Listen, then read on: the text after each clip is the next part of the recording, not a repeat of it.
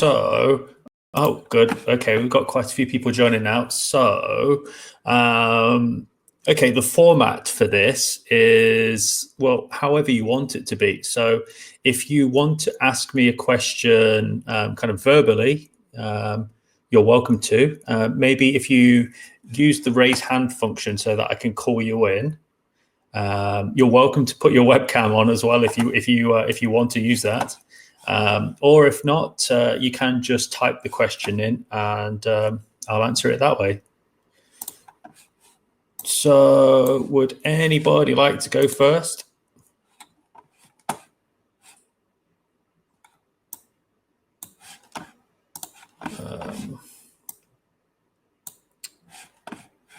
Seems like some of you are a little bit nervous at the moment. Good to have you with us as well, Piero.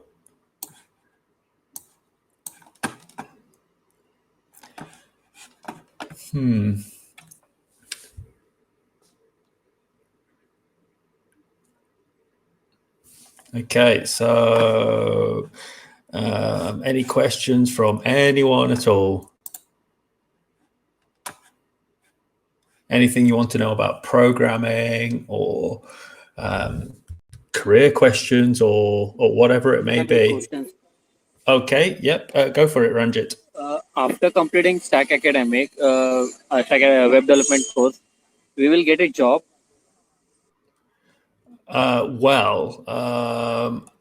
I mean, you wouldn't get a job in the sense that I mean, we are not an employer, so our sole purpose is to try and teach you the skills needed to go and get a job. So in the same sense that a school or a college or a university doesn't give you a job at the end, but they teach you, and then you can hopefully take those skills to begin applying for jobs.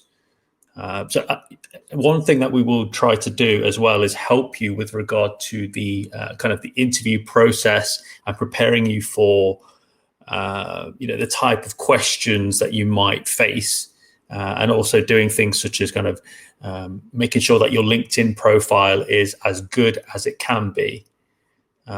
So, I mean, I hope that answers your question a little bit. Yes, sir. Okay, cool. Yeah, like I said, this is just an open session for you to ask any questions that you might have about programming or careers questions. Maybe you want to know something about the Stackademic course. Maybe you have a question for Piero, who is with us. Piero is one of the teachers as well. So, don't be shy, any people. Go ahead and ask questions.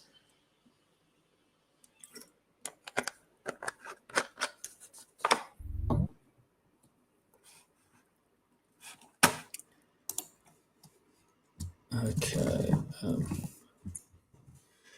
Right. Okay. So we have a coding question from Devesh. Okay. So why do we insert the script tag at the bottom of the HTML and not in the head tag like CSS? Okay. So Dev, you said, oh, okay, interesting. So you know the answer. It's just for anybody else. So, okay. Does anybody know the answer for this? And if they do, I'd be interested in hearing from you, if possible, rather than just typing.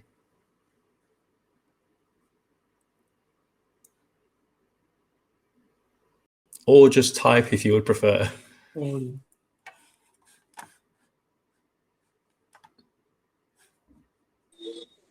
you share the roadmap of Stackademic?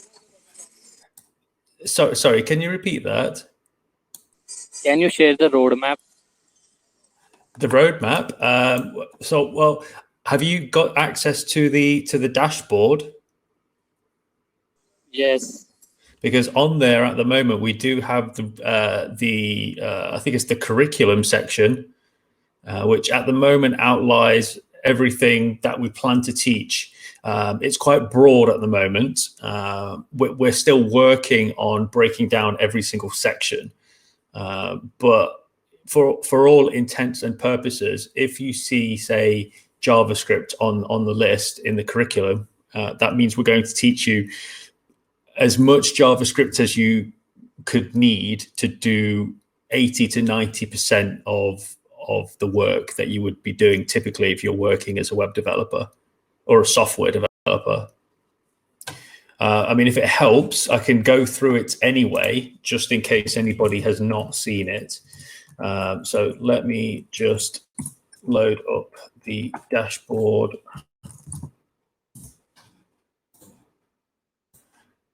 In the meantime, does anybody know the answer to Devesh's question? His question, if anybody cannot see the chat, is why do we insert script tags at the bottom of the HTML and not in the head like we do with CSS? So it can run properly the web page, like in minor time, like reduce the time of loading. Okay. No, well, that's you're definitely on the right track. Who am I speaking with, by the way? Daniela Martinez. Hi, Daniela. Hi. Yeah. So theoretically, you could put the script tag at the top, but the reason why we put it at the bottom traditionally or usually is to allow the page content to render first. Because if we had the script tag at the top along with the CSS, and let's imagine that our script tag has a lot of information in it, maybe several megabytes worth of information, there's a possibility it might take a second or longer to load that file, which means that the user is going to potentially see a blank screen or a not fully rendered page. In terms of like the UI and things like that. So we'll try to render as much HTML as possible so the user can at least see something. So as you said, it's, you were on the right lines anyway with what you said, and maybe that's what you thought anyway. So, but I thought I would just kind of flesh the answer out a little bit just for everybody. Was exactly my idea, but I didn't deep dive in that. No, that's good though. That's good that you know that. So how long have you been coding for, Daniela? Like 6 months, but like not, how do I say it?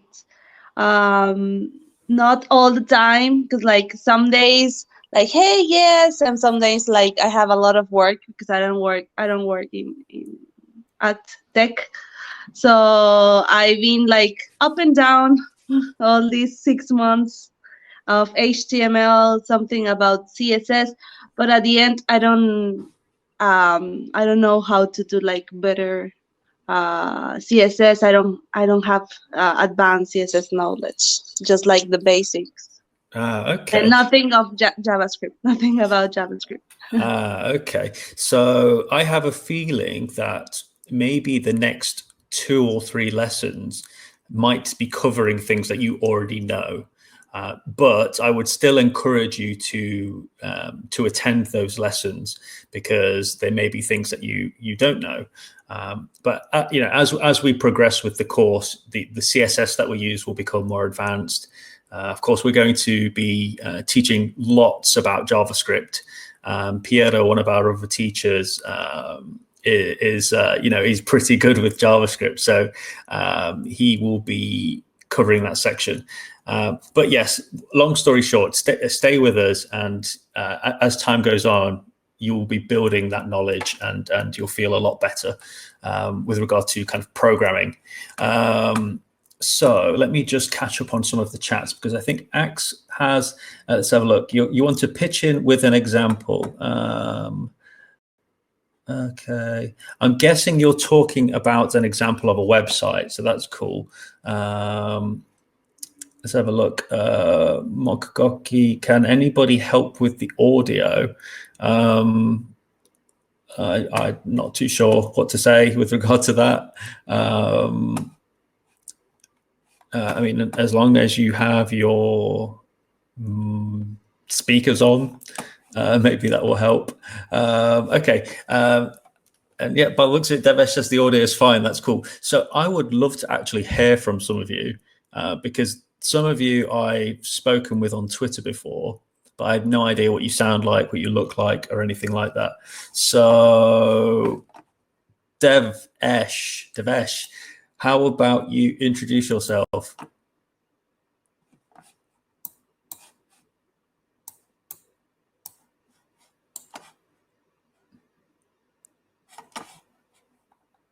Or not?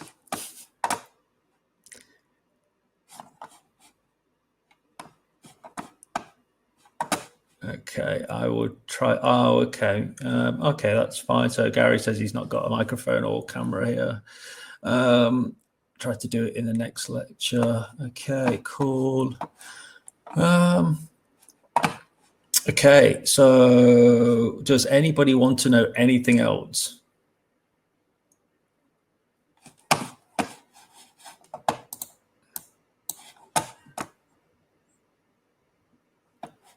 Okay, awesome. Go for it, Axe.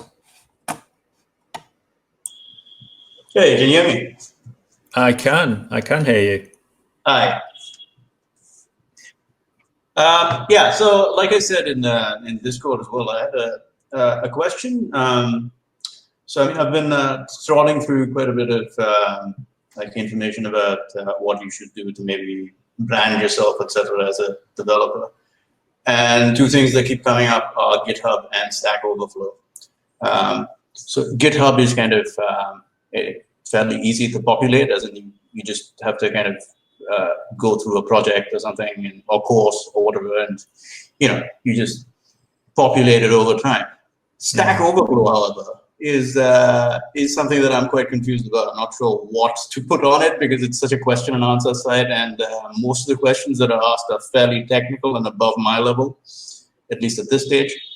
There are simpler questions, but they've already got so many answers. So I mean, I don't know whether that would even would serve the purpose of adding an additional one. So yeah, I was just curious about what exactly you would have to say about maybe what you do on Stack Overflow as a beginner. Sure.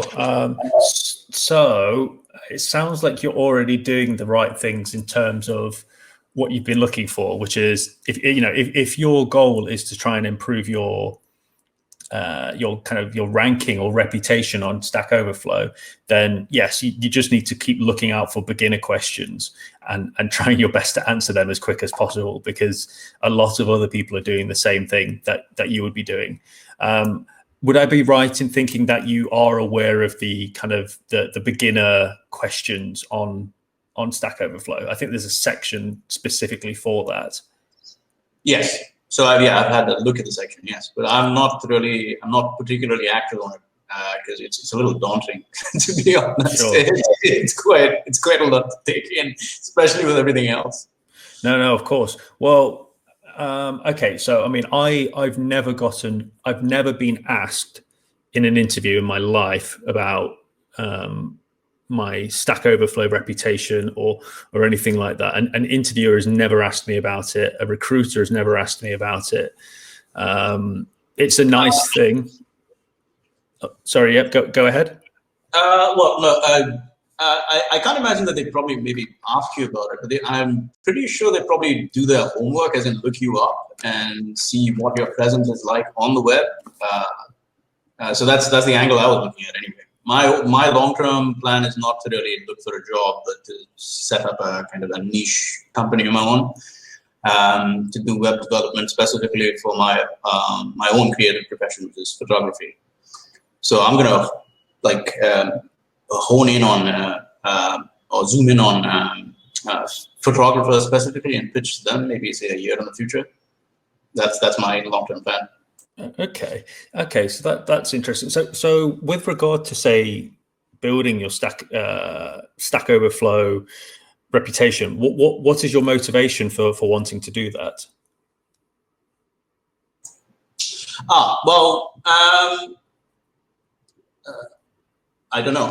To be honest, no, it just keeps coming up as advice. But okay. let me put it this way: I like to keep my options open just in case sometime in the future there is some kind of opportunity that comes up.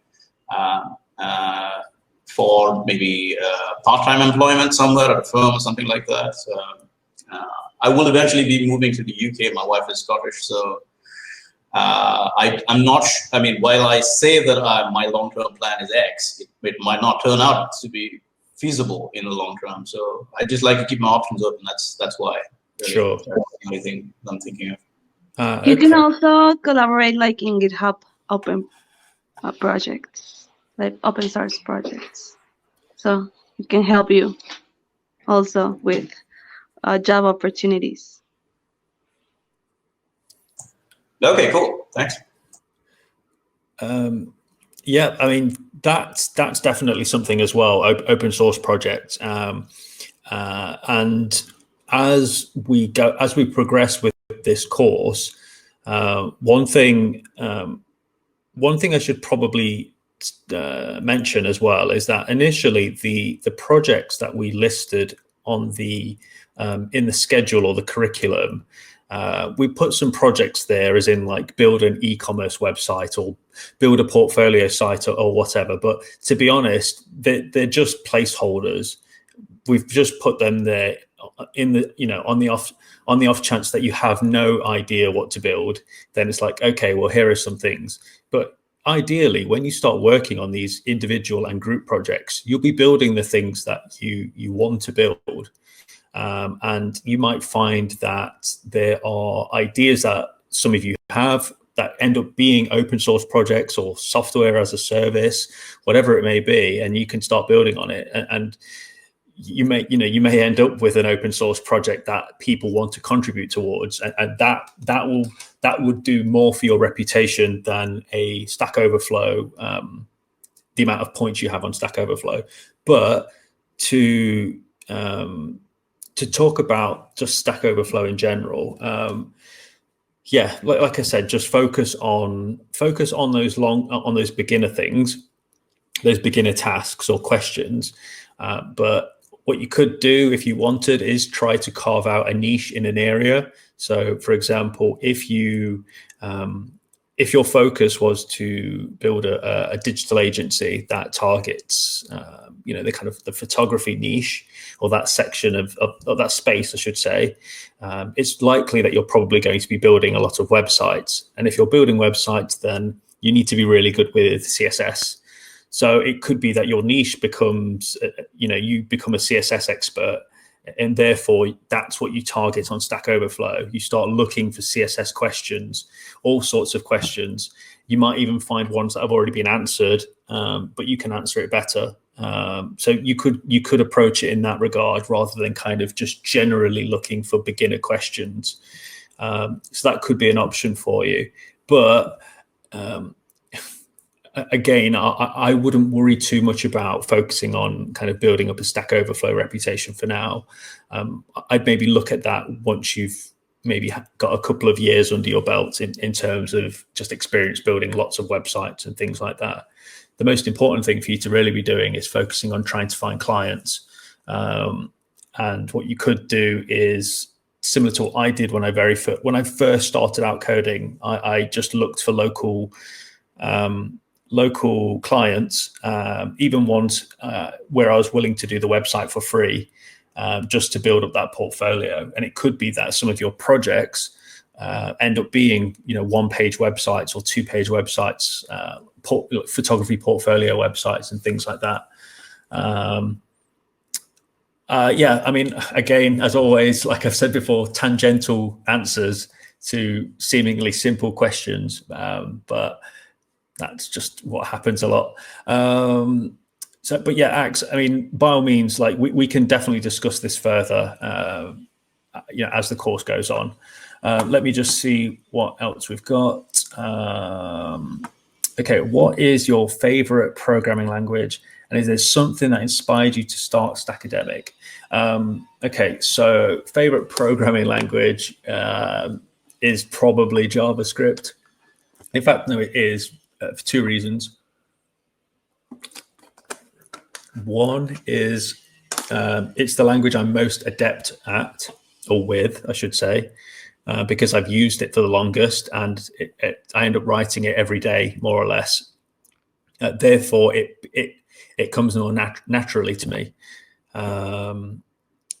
With regards to what inspired me to start Stackademic, well, I've always enjoyed volunteering and trying to help people. So I'm here in Italy. I do some volunteering work at the moment with regards to helping people speak English. And as we kind of got to around December time, I started to think, what could I do to utilize my software development skills to help people. A lot of people would typically, create ebooks, courses, Udemy courses or whatever. And that's fine. There's nothing wrong with that. But I kind of wanted to do something for free. I didn't want to charge people for something. So that led to this. And hopefully this will just continue to grow and get stronger with time. But of course, a lot of that hinges on you as students staying motivated, because if you lose motivation, then I won't have anyone to teach. I'll have to find new students, and kind of that's not really what we want to do. We want to just elevate you all as developers. Okay, so how can I contribute to Stackademic if I don't really have coding skills? That's a good question. So I would throw that back to you in the sense of, how do you think you could help people if you aren't directly helping them with coding? So you could work to, or you could help to promote Stackademic to people who want to become coders. So in other words, you could kind of become an ambassador in that regard. You may very well, I don't know you yet, Alex, but you may very well have other skills that could be really useful, such as, let's just say marketing, for example. If you came from a marketing background, you may very well know how to promote Stackademic in a much better way than I currently am doing as someone who isn't a marketer. So I would say have a think about it and think about what skills you have, because chances are there are things that you could do to help, but you're just maybe not. You're maybe thinking about it too literally. Or too literal, I should say. And by the way, it's not Stackademic, it's Stackademic. So you put the two words together. Okay, can you recommend a place where one can practice with examples before each class? Yes, there's a few places really. You could just use things like CodePen or VS Code to just write the code and practice that way. It depends on what the examples are as well. So, so far, we've not really given you much in terms of homework. We've just said, learn how to use GitHub if you've never used it before. Maybe you could elaborate on that for me. Okay, and then it would go to Hafiz has put, okay, if you're thinking of where can you just find coding examples, then yes, W3 School is okay. Have a look at the resources section on the dashboard, because we've put a few on there. MDN is my favorite in terms of just examples and general resources. So let me just put that in there. Okay, so any other questions, anybody?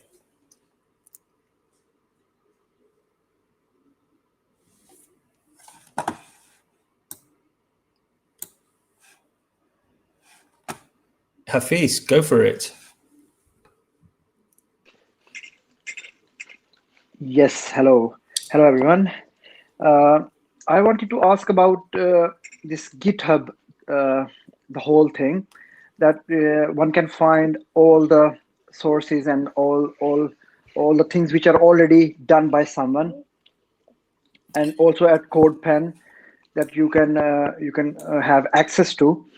And then how good is it to copy things from there and then use it in your project? How good one feels when he or she is doing that, because in the other world, like when we are studying in a university or somewhere there, where it is called plagiarism.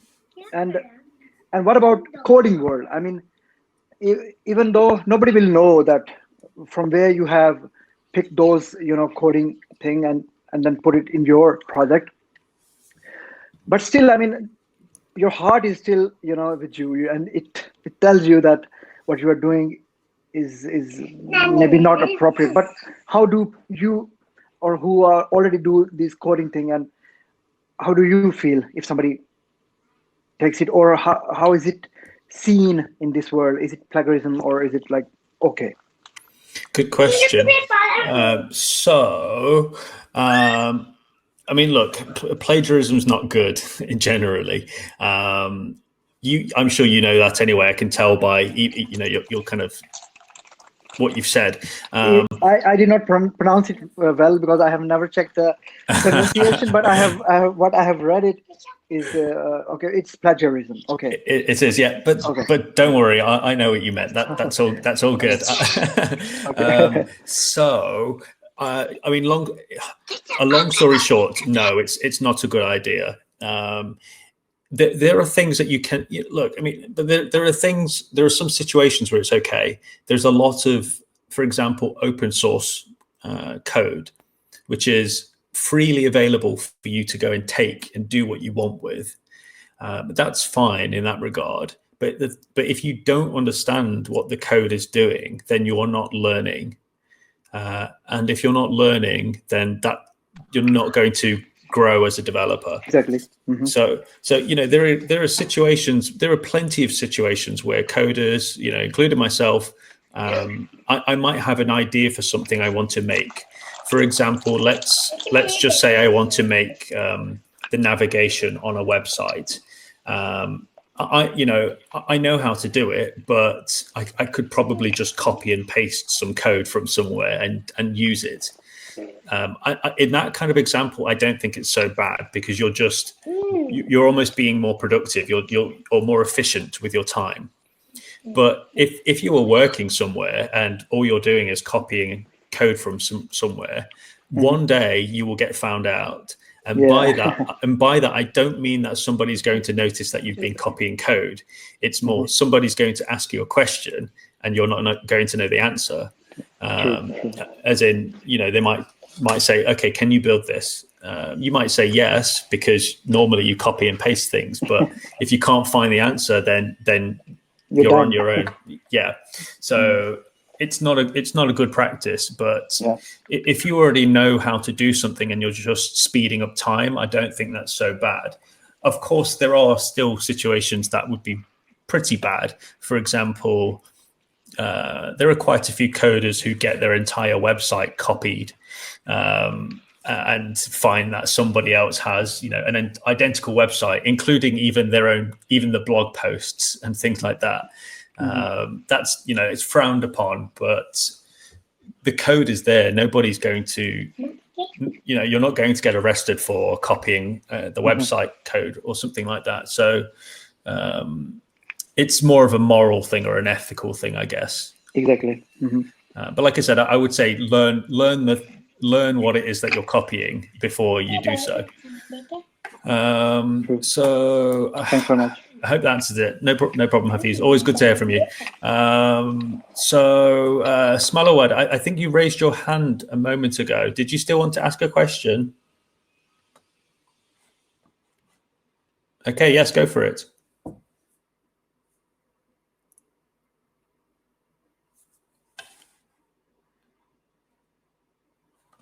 Oh, I can't hear you if you are trying to speak, Smalawad.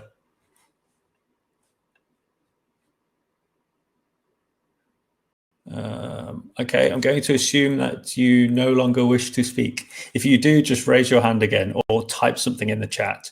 Okay, so Adolfran says, okay, as someone who gets distracted quite easily, it would be awesome if you could give some tips on how to... Oh, okay. Sorry, who was that? Hello? Yeah, can you hear me? Oh, I can hear you. Yes. Yeah, hello. It's breaking up a little bit, but May go ahead. I-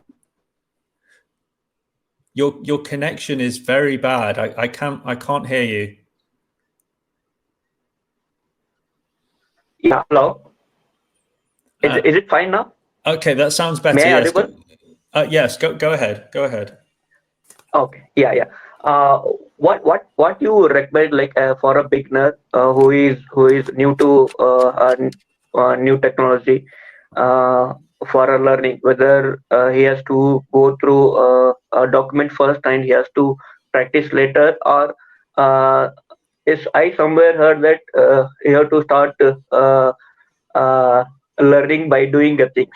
What exactly that mean? Learn by doing. Yes. Well, pretty much. Okay, so learn by, don't just read tutorials. Don't just read documentation. Of course, these things are useful, but you need to put what you're learning into practice. In other words, build things. So if let's just say you were trying to learn JavaScript. Okay, so you could follow some tutorials, you could read some documentation, and that will get you so far. But there's going to come a time where you need to start building things. So find an idea for something. There are plenty of, and if you can't think of any ideas, just Google something, because there are lots of resources that talk about, 10 ideas for beginners and things like that. But ultimately, you need to try and build something. And in my opinion, the best way to learn, at least new languages, is to build something, but don't follow a tutorial. So, for example, if there was a tutorial that teaches you how to build a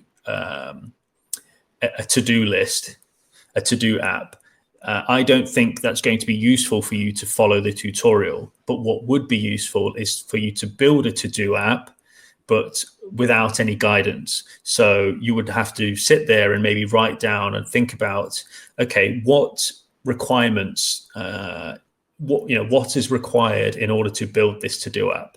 So, for example, I might need an input field where I can type things. I probably need a button to be able to add things to the to-do list.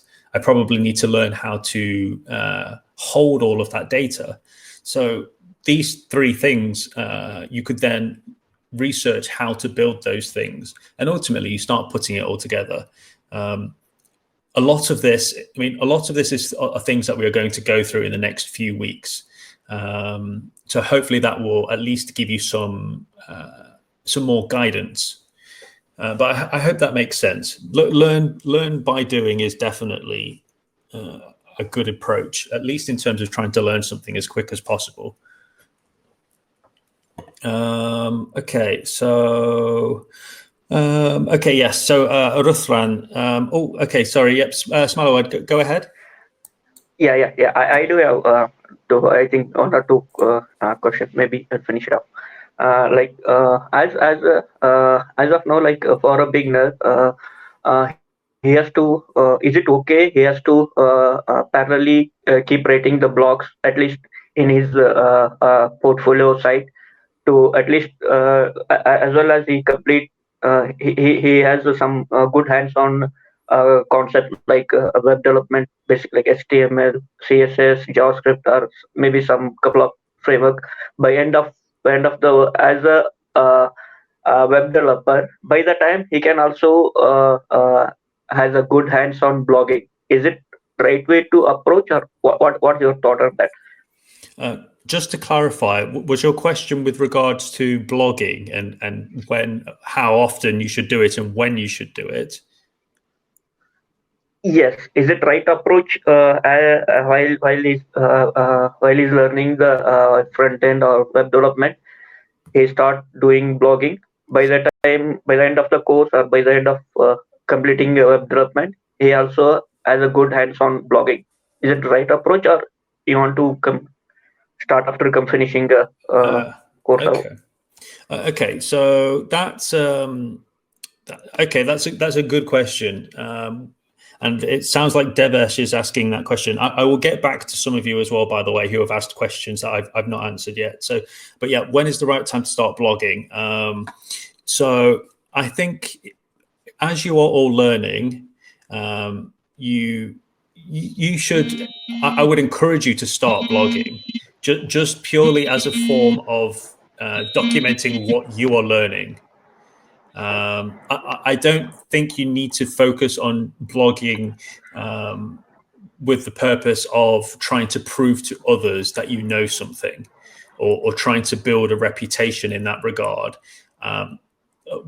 One thing I see far too many people doing, and even I did this as well when I started out, was I felt like I was in a losing battle. I was constantly trying to catch up with everybody else that knew more than me. Whereas once you start to realize that you will never know everything, you can relax a little bit and just focus on your own development rather than comparing where you are with everybody else in the world. So blogging in the beginning, it's fine if you're doing it just to reinforce what you have just learned. But don't expect everybody to be interested in what you're blogging about. So I wouldn't spend time trying to push your content out on Twitter every day or anything like that. Just do it purely for your own benefit if you want to. So I hope that makes sense a little bit. And this kind of topic of blogging and branding is definitely something that myself and Piero are going to be talking with you all about a lot, because I know it's a really it feels like a really important thing for developers to be able to know these days, because we're almost all like our own personal brands, and we're all trying to navigate this kind of entrepreneurial mindset. I hope that answers your question a little bit, Smawad. Okay, so Yes, it did. Okay, that's good. I'm glad to hear that. Okay, so as somebody who gets distracted quite easily, it would be awesome if you could give some tips on how to be more productive as an improving developer. I bet that a lot of people would benefit from that. Yeah, I agree.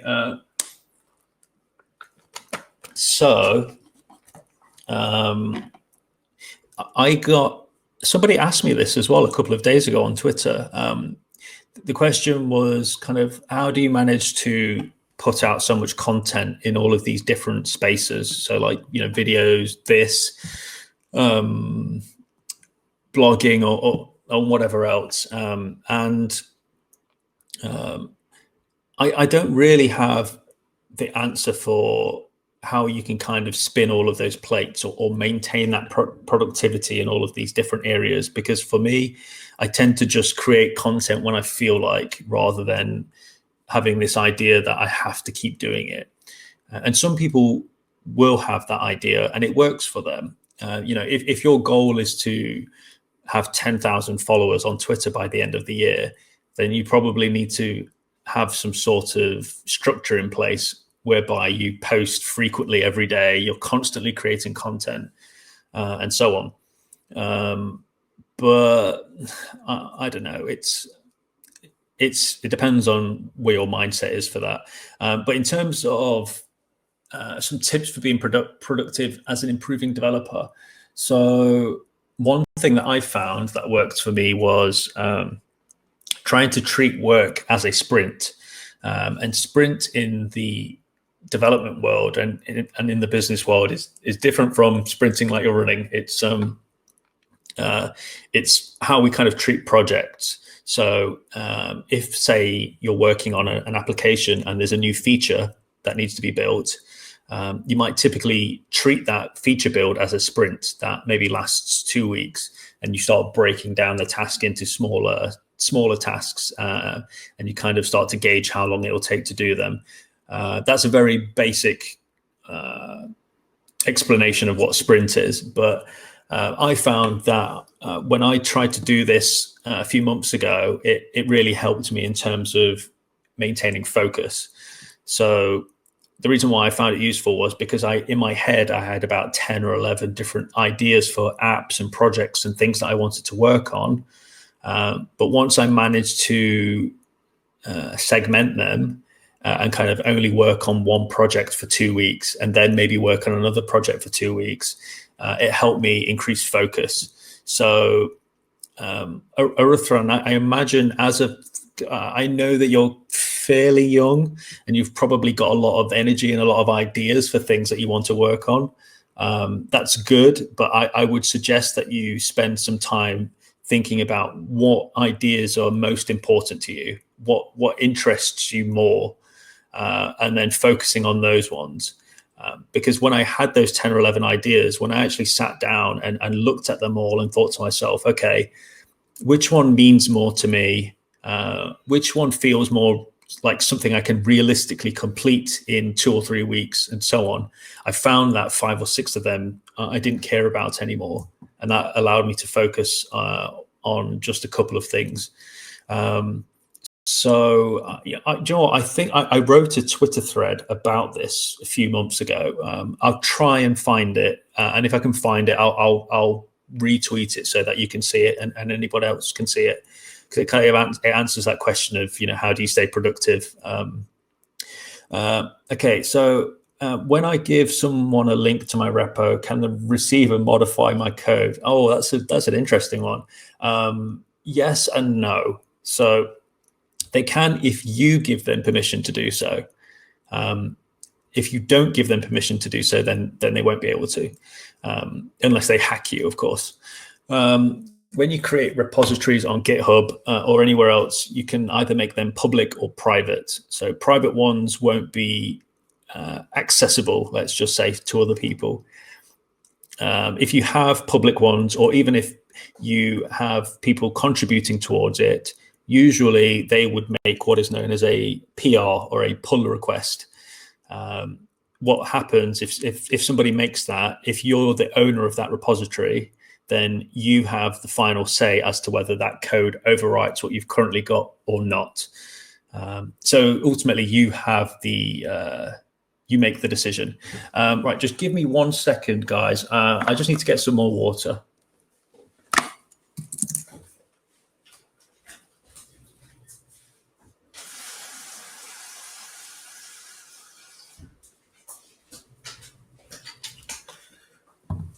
Okay, right.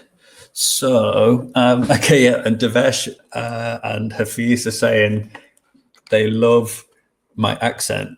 So when you say, Devesh, when you say I love Sunil Sir's accent, I don't know if you're saying I've got a Sir accent or you're just calling me Sir, but you really don't have to call me Sir. And definitely not ma'am. Right, okay. So Freddie, Freddie says, what's your recommendation to find clients as a beginner? And how is your opinion on the web development platforms that use drag and drop components to make web pages? And okay, this is a really interesting one. So finding clients as a beginner. When I first started out, I just tried to find clients on Facebook. Just with Facebook statuses, I think even my girlfriend found someone or knew somebody who wanted a website, so I ended up getting in touch with them through that. So it was just locally. I wouldn't bother trying to, market yourself on Twitter or anything like that. I think once you've got a bit of a reputation, then you could probably try that. But for now, I would just look locally. I don't know how much the current situation in the world has affected whether people want websites or not, whether it's made people want them more, or whether or maybe it's less because of financial issues. But yeah, I just tried locally. So use your Facebook account if you have one to try and find people. Even if there are local businesses in your area, you could even potentially try and speak with them. Just give them a phone call or visit them if that's possible. And then, of course, if you do start to find clients, that's when you need to start to think about how much you actually charge people. Because if you're starting out, then you probably cannot afford to charge that much.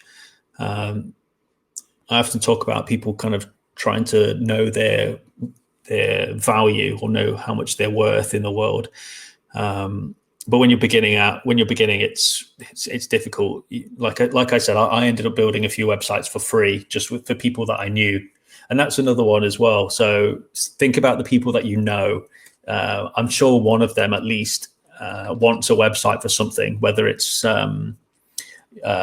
want to showcase some of their work. Maybe they're a photographer, an artist, or a musician, or whatever it may be, or maybe somebody has a local business.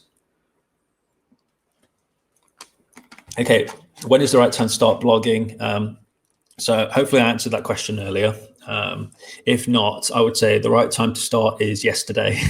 So just start. But like I said, don't focus on building or writing content with the purpose of thinking that everybody wants to hear about it, because probably they don't. Just do it for your own benefit. Do it because you enjoy doing it. Do it because it helps you solidify your own knowledge. Just keep doing it, and then eventually you'll make something that people will come across and find.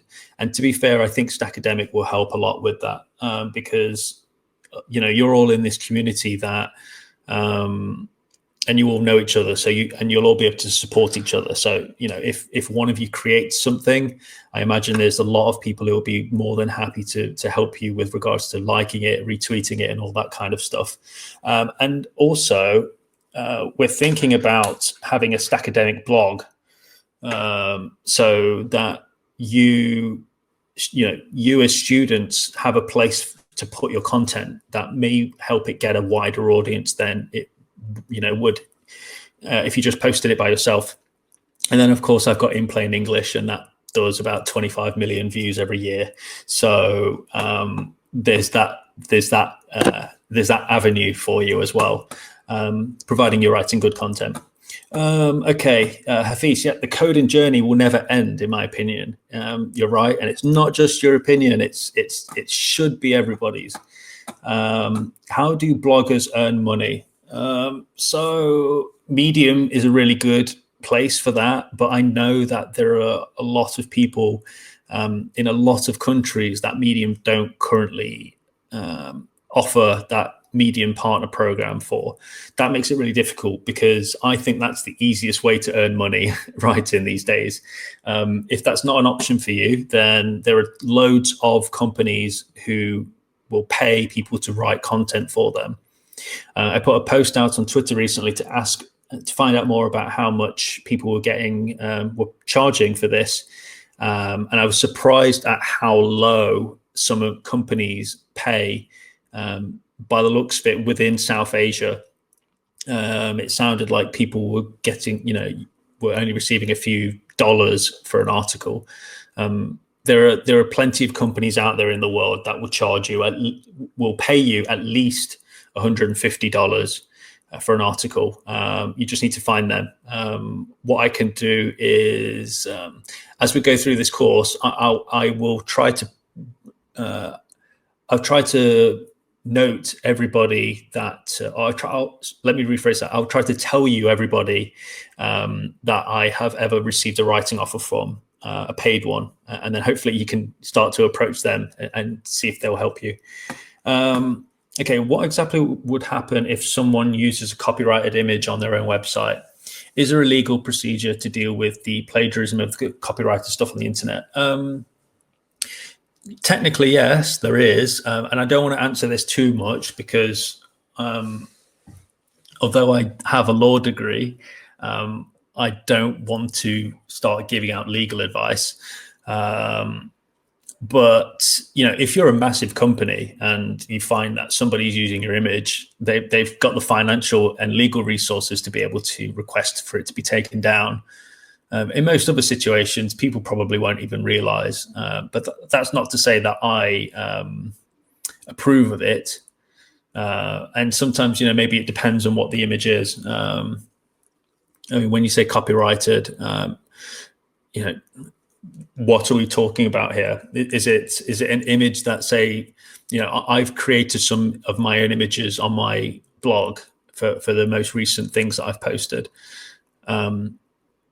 I could say it's copyrighted. Anybody can technically say something is copyrighted, but that doesn't necessarily mean it protects it from being taken and used elsewhere, especially in some parts of the world where they just don't follow general copyright procedures. And that's why there's loads of blogs that get stolen. Okay, what is the global median pay for software developers? It can motivate to work harder. Okay, I couldn't tell you an answer, but I know someone who can. It's called Google. What is the average salary for a software developer? Okay, that's weird. It sounded like my Google Home tried to answer the question. Okay, right. Because I'm in Italy, it's trying to give me Italian answers. So let's have a look. Okay, software developer salary in the world. Okay, is this good? Okay, here we go. So we've got some answers here. Or I could try Glassdoor. I will just stick with whatever website I've got up here at the moment for now, but Glassdoor is definitely a good one as well, especially if you want to know more about specific companies.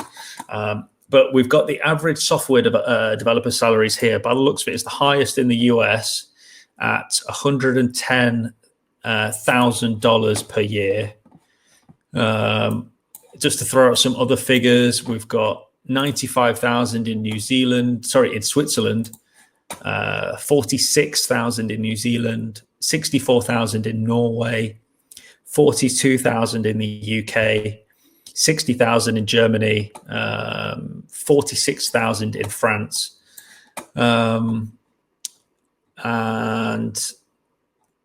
yeah, I mean, look, generally salaries for software developers are pretty high if you compare it to other professions in that country.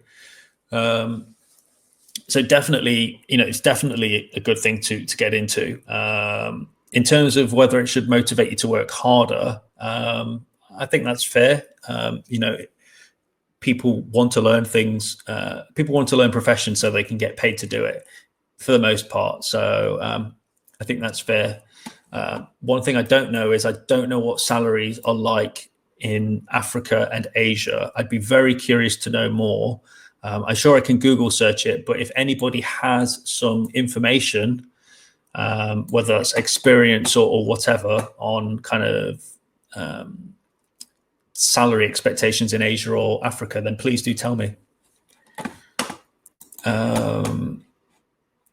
Okay, so do we have any final questions, or shall we wrap this up for today?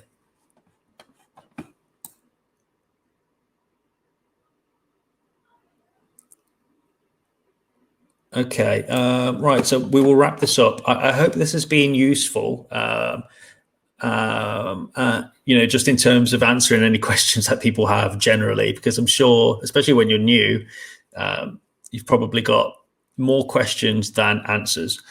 We'll try to do this regularly as well, maybe not once per week, but just every so often. Or maybe, especially when we're doing projects as well, I think we'll do this more often so that you can ask coding questions as well.